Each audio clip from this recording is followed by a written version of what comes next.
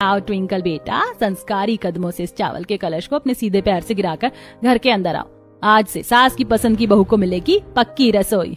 Ji mummy ji, thank you so much. और तुम मयंक की पसंद, तुमसे तो शादी से पहले ही सब साफ कह दिया गया है कि जब तक तुम खुद को हमारी इस परीक्षा में साबित नहीं कर देती, तुम्हें मयंक के साथ पीछे जो कोठरी है उसी में रहना होगा। अरे मम्मी, कम से कम आज शादी के पहले दिन गृह प्रवेश के वक्त तो ऐसा टॉन्ट मत मारो। तो चुप कर आरती, जो शर्त तय हुई थी वही होगा। जो माँ की पसंद की कदर नहीं कर सकता उसे उस घर में पैर रखने का कोई हक नहीं है। कोई बात नहीं माँ जी, आपके आशीर्वाद के बिना हमारा कोई काम पूरा नहीं होगा। हम अपनी शर्त के मुताबिक पीछे ही रहेंगे। आपने हमें परीक्षा का मौका दिया, हमारे लिए यही बहुत बड़ी बात है। चलिए मयंक जी। हाँ शीना, चलो। हमें किसी के आलीशान महल या सुख सुविधाओं की कोई लालसा नहीं है। हमारी मेहनत और तुम्हारी सादगी ही हमारा सबसे बड़ा धन है। हमारा वो छोटा सा आशियाना ही हमारे लिए सब कुछ है। मयंक और शीना अपना साधारण सामान उठाकर घर के पिछले हिस्से में बनी पुरानी धूल से भरी और कबाड़ जैसी कच्ची कोठरी की तरफ बढ़ जाते हैं। सुमित्रा जी बड़े घमंड से ट्विंकल को लेकर अपने आलीशान पक्के घर के अंदर प्रवेश करती हैं, लेकिन मयंक और शीना वो देखते हैं कि कोठरी में चारों तरफ मकड़ी के जाले, टूटी लकड़ियां और कबाड़ फैला है। स्लैब के नाम पर कुछ नहीं है, बस कच्ची मिट्टी की दीवारें और फर्श है। जून की गर्मी में कोठरी भट्टी की तरह तप रही है। आई एम सॉरी शीना, माँ ने परीक्षा के नाम पर तुम्हें कैसा कबाड़ खाना दे दिया। यहाँ तो पैर रखने की भी जगह नहीं है। तुम खाना कैसे बनाओगी? आप उदास क्यों होते हैं मयंक जी? जगह खराब है तो क्या हुआ, हम इसे खुद अपने हाथों से रेडी करेंगे। चलिए, बातों में वक्त मत गवाइए, काम पर लग जाइए। शीना सबसे पहले झोपड़ी की साफ सफाई शुरू करती है। वो जाले साफ करती है और मयंक भारी कबाड़ और टूटे लकड़ियों को बाहर निकालता है। शीना बाहर से साफ मिट्टी और गोबर लेकर आती है और अपने हाथों से उस कच्ची रसोई के फर्श और चूल्हे की जगह को बड़े सलीके से लीपती है। कुछ ही देर में वो बंजर कोठरी साफ सुथरी और व्यवस्थित दिखने लगती है। अरे सफाई तो हो गई शीना, पर इस तपती झोपड़ी में दोपहर को दम घुट जाएगा। और माँ ने तो मेरी सैलरी भी रख ली। हम गैस चूल्हा या पंखा कैसे खरीदेंगे? मयंक जी, हमारे पास पैसे नहीं है तो क्या हुआ, मेरे पास एग्रीकल्चर की पढ़ाई का दिमाग तो है ना। हम बिना पैसों के इस कच्ची रसोई को एसी से भी ज्यादा ठंडा बनाएंगे। वो कैसे शीना? इस सूखी मिट्टी में तो घास भी नहीं उगती। आप बस इस कुदाल से झोपड़ी की दीवारों के चारों तरफ की सूखी जमीन को थोड़ा खोद दीजिए। मेरे पास तो रही कद्दू, लौकी और हरी मिर्च के बीज है। हम घर के गीले कचरे की खाद बनाकर इन्हें यहाँ रोपेंगे। मयंक तुरंत कुदाल उठाता है और पसीना बहाते हुए दीवारों के किनारे किनारे मिट्टी खोदने लगता है। शीना बीज बोती है और घड़े से पानी डालती है। जब तक ये बीज पौधे नहीं बनते तब तक मैं हाथ से सिलबट्टे पर पीसकर इस मिट्टी के चूल्हे पर ही खाना बनाऊंगी। मेहनत से कभी नहीं डरना चाहिए। अगले दिन सुबह के 5 बजे हैं। चिड़ियां चहचहा रही हैं। शीना सुबह सुबह उठ चुकी है। उसने नहाकर एक साफ साधारण सूती साड़ी पहनी है। वो अपनी कच्ची रसोई में आती है। चारों तरफ कल की सफाई की वजह से शांति है। शीना अपने मिट्टी के चूल्हे को और उसके आसपास की जगह को अपने हाथों से सुंदर तरीके से लीपना शुरू करती है। मयंक की आंख खुलती है। वो उठकर बाहर आता है। अरे शीना, इतनी सुबह उठ गई और ये क्या, तुम अभी से काम में लग गई? शुभ प्रभात मयंक जी। आज इस घर में मेरी पहली रसोई है। हमारी परंपरा में पहली रसोई का बहुत महत्व होता है। माँ जी भले ही हमसे नाराज है, पर उनका घर तो यही है ना। सच में शीना, तुम्हारी सोच बहुत बड़ी है, पर इस चूल्हे पर क्या बनाओगी? पहली रसोई में कुछ मीठा बनना चाहिए। मैं सूजी का हलवा बना रही हूँ। मयंक जी, जरा वो माचिस देना। शीना मिट्टी के चूल्हे में आग सुलगाती है। सूजी को भूनना शुरू करती है। जैसे जैसे सूजी सुनहरी होती है वैसे वैसे असली घी और भुनी हुई सूजी की एक सौंधी, लाजवाब और भूख बढ़ाने वाली खुशबू पूरे पिछले हिस्से में फैलने लगती है। वहीं दूसरी तरफ सुबह के 9 बज चुके हैं। सूरज सिर पर आ गया है। आलीशान कमरे में एसी चल रहा है। ट्विंकल बेड पर बिखरे बालों के साथ सो रही है। अचानक सुमित्रा जी बाहर हॉल में कड़क आवाज में चिल्लाती हैं। अरे ओ ट्विंकल बहू, 9 बज गए हैं। आज तुम्हारी पहली रसोई है। पूरा खानदान जाग चुका है, कब उठोगी? ट्विंकल हड़बड़ाकर उठती है। वो घबराकर अलमारी से एक महंगी सिल्क की साड़ी निकालती है, लेकिन उसे साड़ी पहननी ही नहीं आती। वो जैसे तैसे साड़ी को बदन पर लपेटती है, जो पूरी तरह आड़ी तिरछी और अजीब सी बंध जाती है। पल्लू जमीन पर घिसट रहा है। वो रोने जैसी शक्ल बना लेती है। तभी आलोक कमरे में आता है। ओह ट्विंकल, ये क्या फुटबॉल की तरह साड़ी लपेट रखी है? बाहर माँ गुस्से में लाल हो रही है। लाओ मैं तुम्हारी हेल्प करता हूँ। उफ आलोक, जल्दी करो, मुझे ये सब नौटंकी बिल्कुल पसंद नहीं। तुम्हारी माँ सुबह सुबह अलार्म की तरह चिल्लाने लगती है। आलोक जल्दी जल्दी ट्विंकल की साड़ी की प्लेट सही करता है और उसे जैसे तैसे सीधा खड़ा करता है। ट्विंकल नखरे से पैर पटकती हुई चमचमाती वीआईपी पक्की रसोई में पहुंचती है। रसोई में चिमनी, बड़ा फ्रिज, ओवन सब कुछ मौजूद है। ट्विंकल काउंटर पर खड़ी होकर अपना सिर खुजलाती है। क्या बनाऊं यार, मुझे तो चाय का पानी उबालना भी नहीं आता। रुक, मम्मी को फोन करती हूँ। ट्विंकल चोरी छिपे अपनी माँ कमलाबेन को फोन लगाती है। हेलो मम्मी, आ गई मुसीबत। यहाँ पहली रसोई का नाटक चल रहा है। सास बाहर बैठी है, मैं क्या बनाऊं? अरे बुद्धू लड़की, इतना मत घबरा, स्मार्ट बन। अपना फोन निकाल और यूट्यूब पर हलवा रेसिपी सर्च कर। देखकर कुछ भी मीठा बना दे, सास खुश हो जाएगी। चल फोन रख। ट्विंकल फोन रखती है और काउंटर पर मोबाइल स्टैंड पर रखकर यूट्यूब चालू करती है, लेकिन उसे यही समझ नहीं आता कि सूजी कौन सी और गेहूं का आटा कौन सा है। यार ये सूजी और आटा एक जैसा क्यों दिखता है? छोड़ो, जो भी है डिब्बे में से ये पाउडर डाल देती हूँ। ट्विंकल सूजी की जगह गेहूं का आटा कढ़ाई में डाल देती है। वो गैस का बर्नर फुल तेज कर देती है। 2 ही मिनट में आटा नीचे से काला पड़ने लगता है और पूरी वीआईपी रसोई में धुआं भरने लगता है। ट्विंकल घबरा जाती है और हड़बड़ी में काउंटर पर रखे नमक और चीनी के डिब्बों को देखती है। दोनों डिब्बे एक जैसे कांच के हैं। अब इसमें चीनी डालनी है। चीनी सफेद वाली होती है। हाँ, ये रहा डिब्बा। ट्विंकल बिना चखे चीनी की जगह नमक का पूरा डिब्बा उस जलते हुए आटे में पलट देती है और ऊपर से पानी डाल देती है। पूरा मिक्सचर एक काले चिपचिपे और बदबूदार कबाड़ में बदल जाता है। चिमनी चालू न होने के कारण पूरी रसोई में कड़वा धुआं भर जाता है। ट्विंकल खांसने लगते हैं। थोड़ी देर बाद डाइनिंग टेबल पर पूरा परिवार बैठा इंतजार कर रहा है। तभी खिड़की से शीना की कच्ची रसोई से आ रही असली घी और इलायची के हलवे की सौंधी खुशबू डाइनिंग हॉल में भर जाती है। अरे वाह यार पापा, क्या खुशबू आ रही है। लगता है ट्विंकल ने सच में कमाल का हलवा बनाया है। खुशबू से ही पेट भर गया। भाई जरा ध्यान से सूंघो, ये खुशबू हमारे किचन से नहीं, पीछे खिड़की से भाभी की कच्ची रसोई से आ रही है। आरती चुप कर, वो भिखारी लड़की क्या हलवा बनाएगी? ये खुशबू मेरी संस्कारी बहू ट्विंकल के हाथ की है। ओ देखो, आ गई मेरी लक्ष्मी। ट्विंकल कांपते हाथों से एक कटोरी में काला अजीब सा गाढ़ा हलवा लेकर आती है और टेबल पर रखती है। हलवे का रंग देखकर सबका मुंह बन जाता है। वो बिल्कुल कोयले जैसा काला दिख रहा है। सुमित्रा, ये हलवा है या कढ़ाई का जला हुआ कबाड़? इसका रंग ऐसा क्यों है? अरे जी, वो आजकल की लड़कियां हलवे को थोड़ा ज्यादा भूनती हैं। ब्राउन हलवा बोलते हैं इसे। लाओ बेटा, पहले मैं चखती हूँ। सुमित्रा जी बड़े गर्व से एक चम्मच काला हलवा अपने मुंह में डालती हैं। मुंह में जाते उनका चेहरा एकदम विकृत हो जाता है। कड़वा, जला हुआ और ऊपर से भयंकर नमकीन। सुमित्रा जी तुरंत थू थू करते हुए उठ खड़ी होती हैं और पानी का गिलास गटक जाती हैं। थू थू, ये क्या है ट्विंकल? ये हलवा है या जहर का प्याला? पूरा कड़वा और ऊपर से इतना नमक, और ये सूजी का नहीं आटे का बना दिया है। थू,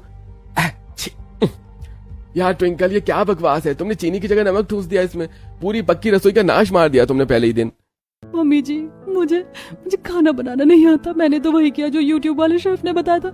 उसने बोला सफेद डिब्बे से डालो, मैंने डाल दिया। मुझे क्या पता था वो नमक है। हे भगवान, यूट्यूब से देखकर बनाया, मेरी किस्मत ही फूट गई।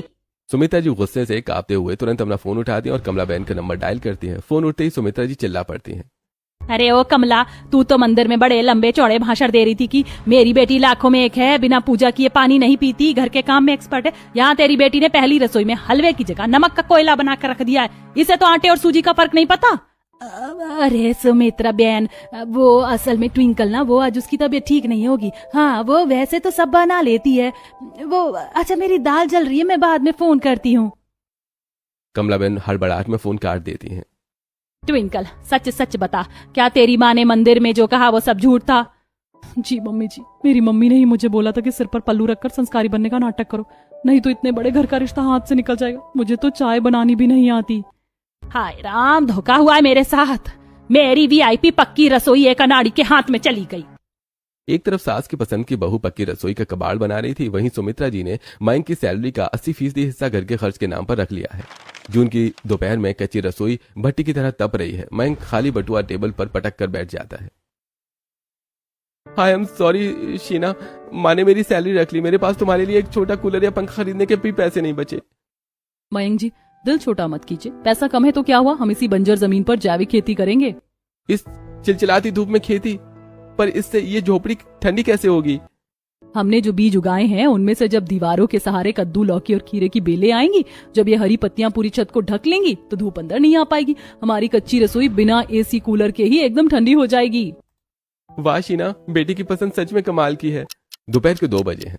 सुमित्रा जी के घर के अंदर बनी पक्की रसोई का नजारा किसी 5 स्टार होटल जैसा है। वहाँ branded chimney, double door fridge, बड़ा माइक्रोवेव और हजारों रुपए के कीमती कांच के बर्तनों के सेट सजे हैं। लेकिन ट्विंकल ने इस आलीशान रसोई का कबाड़ बना रखा है। सिंक में झूठे और कीमती बर्तन कचरे की तरह बिखरे पड़े हुए हैं। गैस स्टोव पर दूध उबलकर बह चुका है और फ्रिज में पुरानी सब्जियां सड़ रही हैं।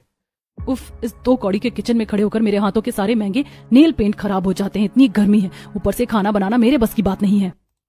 ट्विंकल कढ़ाई में अधकच्ची सब्जियां डालकर छोड़ देती है, जो नीचे से जलकर कोयला होने लगती हैं। उसके ठीक विपरीत घर के पिछले हिस्से में बनी कच्ची रसोई में शीना रोज अच्छा खाना बनाकर खिला रही है। 1 महीना जैसे तैसे गुजरता है और अब वो कच्ची रसोई पूरी तरह बदल चुकी है। कच्ची मिट्टी की दीवारों के सहारे तोरई, कद्दू और लौकी की घनी हरी भरी बेलें ऊपर छत तक फैल चुकी हैं। कोठरी का तापमान किसी एसी कमरे जैसा ठंडा हो चुका है और क्यारियों में लाल टमाटर लहला रहे हैं। देखिए मयंक जी, बिना किसी आधुनिक फैसिलिटी के भी हमारी अपनी मेहनत से बनाई हुई कच्ची रसोई आज कितनी हरी भरी और ठंडी हो गई है। सच में शीना, तुम तो जादूगर हो। जो सुकून माइक्रोवेव में नहीं है तो क्या हुआ, इस सिलबट्टर पर पिसे ताजे मसालों की जो खुशबू और शुद्ध स्वाद है वो कहीं नहीं है। अगले दिन सुबह का समय है। सुमित्रा जी हाथ में थैला लिए घर के बाहर सब्जी के ठेले के पास खड़ी हैं। तभी उनके घर काम करने वाली विमला और पड़ोस की शीला हाथ में ताजी हरी भरी तोरई और मिर्च लेकर वहां से गुजरती हैं। अरे सुमित्रा बहन, तुम यहाँ धूप में बाजार से ये बासी और महंगी सब्जियाँ क्यों खरीद रही हो? तुम्हारे घर के पिछले हिस्से में तो सब्जियों का खजाना खुला है। क्या बकवास कर रही है शीला? कौन सा सब्जियों का खजाना? शीला बहन ठीक ही तो कह रही हैं। आपकी जो वो बेटे की पसंद की बहू है ना शीना, उन्होंने पीछे की कोठरी को हरी बेलों से ढक दिया है। वहाँ इतनी ठंडक रहती है। और देखो, उन्होंने अपने हाथ से तोड़कर हमें ताजी तोरई और मिर्चें मुफ्त में दी है। पूरे मोहल्ले में उनकी तारीफ हो रही है। सच कहते हैं सुमित्रा, तुम्हारी वो सास की पसंद की बहू तो बस नाम की आलीशान है। असली लक्ष्मी तो बेटे की पसंद की बहू है, जो कच्ची रसोई में रहकर भी सबका दिल जीत रही है। सुमित्रा जी गुस्से और शर्म से पानी पानी हो जाती हैं। वो तुरंत छत पर जाकर नीचे पिछले हिस्से की तरफ झांकती हैं। कोठरी की कच्ची मिट्टी की दीवारें घनी हरी बेलों से लदी हैं और मयंक और शीना मुस्कुराते हुए पौधों में पानी डाल रहे हैं। ये देखकर सुमित्रा जी का घमंड अंदर ही अंदर जलने लगता है। वहीं दूसरी तरफ दोपहर के 2:30 बज चुके हैं। घर के डाइनिंग टेबल पर पूरा परिवार भूख के मारे बेहाल बैठा हुआ है। टेबल पर ट्विंकल ने जो खाना परोसा है उसे देखकर ही उल्टी आ जाए। दाल पानी जैसी पतली है, चावल का हलवा बन चुका है और रोटी पापड़ की तरह कड़क है। आलू गुस्से में रोटी प्लेट पर पटकता है। बस भाई बस, पिछले 1 महीने से इस सास की पसंद की बहू के हाथ का ऐसा सड़ा गला खाना खाकर मेरा पेट पूरी तरह से खराब हो चुका है।